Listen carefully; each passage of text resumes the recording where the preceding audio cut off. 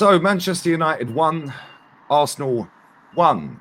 Another limp, spineless, pathetic performance against our biggest rivals. That's who I consider our biggest rivals anyway, Kenny.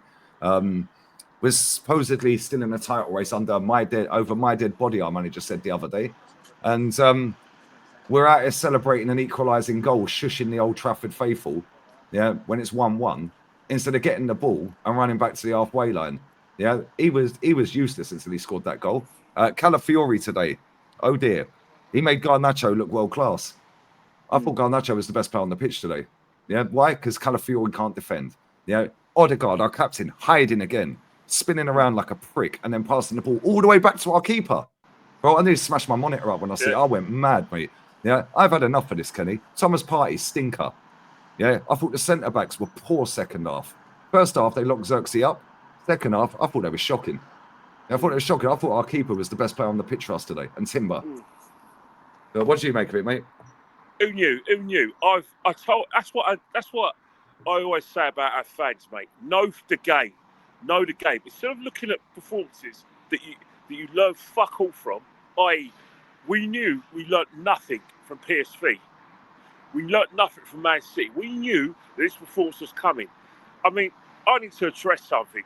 Can the please Arsenal fans, especially online fans, stop gassing up Declan Rice and giving him 9 out of 10 man of the match? Are you bloody stupid?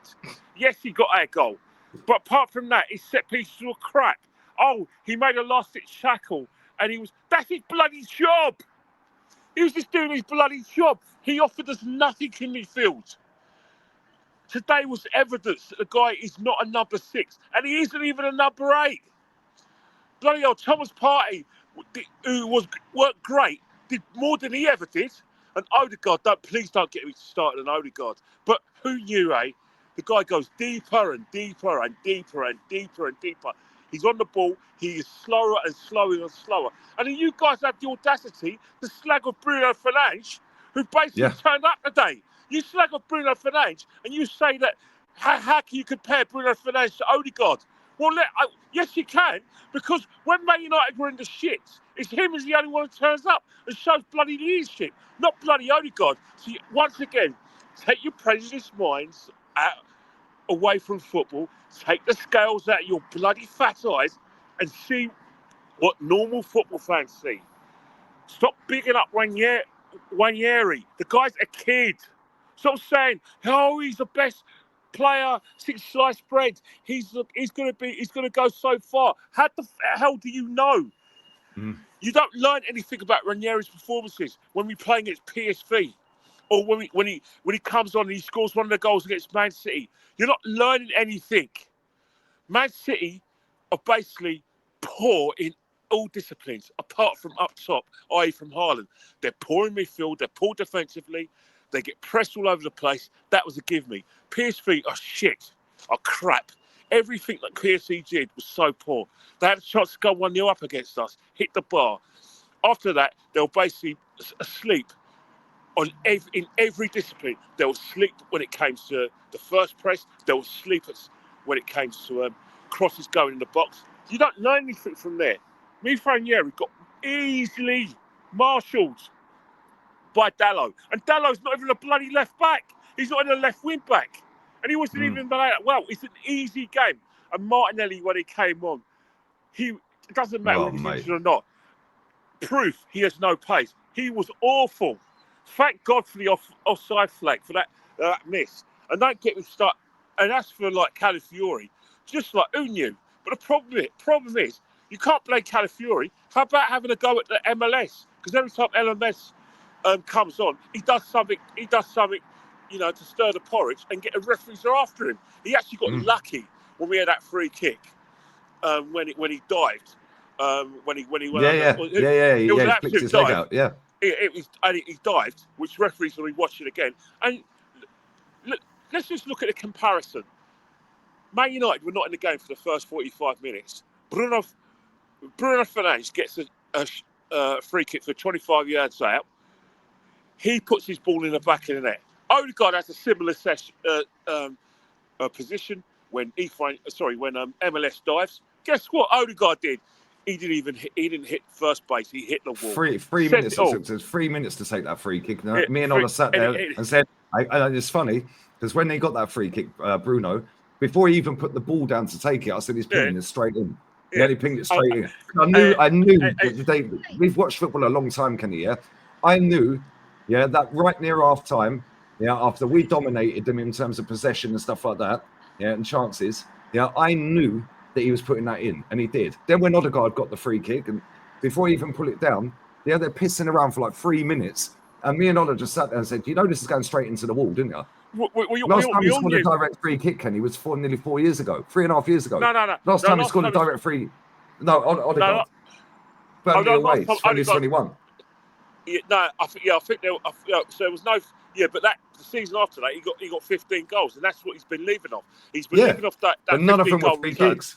None of them were free kicks. But the fact is, we've now seen a situation when our manager was questioned about us being at a title race and us not having a striker. What did he do? Threw his toys out of the pram and walked out. Trust me, that performance shows you why we are not going to win this title. It showed you why at Liverpool, even though they're not playing well, they've got 70 points and we've only got 55. They are 15 points above us. Now, everyone says you've got a game in hand. What's the guarantee we're going to beat Chelsea? Because let me tell you something now. If I was Maresca, I think to hell with Cole Palmer and trying to get him a score. Just play 2 low blocks. Just calm yourselves down. Make sure you don't do anything silly. Don't get caught in possession. Don't get caught in the counter attack. Make sure that you do your jobs with set pieces. Make sure you play the big lad that they got from Fulham, Tayo. Make sure that the goalkeeper gets enough protection. You do that, and then we'll tire, and then Chelsea can come and nick it or get a point. That's how you can beat us. It doesn't matter where you are in the table. You could be third like Nottingham Forest, or even 15th like Man United. All you got to do is keep it simple. And then when we run out of ideas, and there's no threat from our forwards, you've got to do what Man United did and say, hang on, we can win this. This team's shit. This team that was meant to be taking Man City in the last day. What? That team has got no striker, has got an overrated number 6 that they pay £100 million for. They've got a captain who never turns up for the big games. And we're meant to be scared of that shit because that's what Real Madrid are going to do. That's what Atletico Madrid are going to do. They're going to say the same sort of thing as before. We are not good enough. We are a myth. Arsenal Football Club is a team of myths. Team of myths. Kenny, we've been winging this for a long, long time, mate. Yeah, we've been getting away with it with set pieces, and then we've been winging it when 29 went on a goal streak. Then we've been winging it. Jesus come back and went on a goal streak. Then Saka bailing us out every now and again. More often than not, to be fair, when he's fit. Then the defense, we got lucky. With having Saliba, because Saliba loaned out. We've been getting away with it year in, year out. And the reason that we've been up there challenging, right, and fair enough, we put some great performances in under this manager. We have. But ultimately, this league is crap in terms of quality. These teams fold for us, mate. Yeah, and that's right. This league is crap in terms of quality, but we've been saying for a long, long time.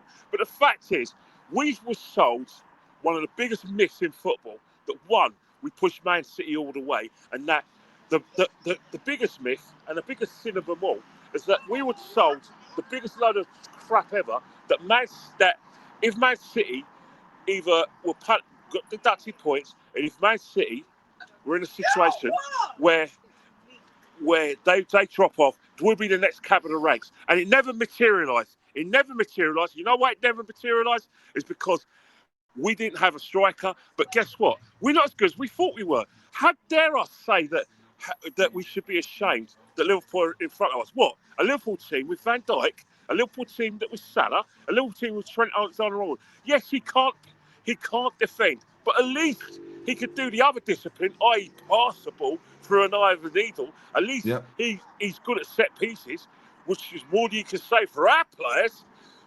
And so that's 3 world-class players. And don't get me started on the best goalkeeper in the world. So how the hell should Arsenal, a team that hasn't won anything for 21 bloody years, that we are now a side that are the next cab of the ranks? We big ourselves too much at that football club.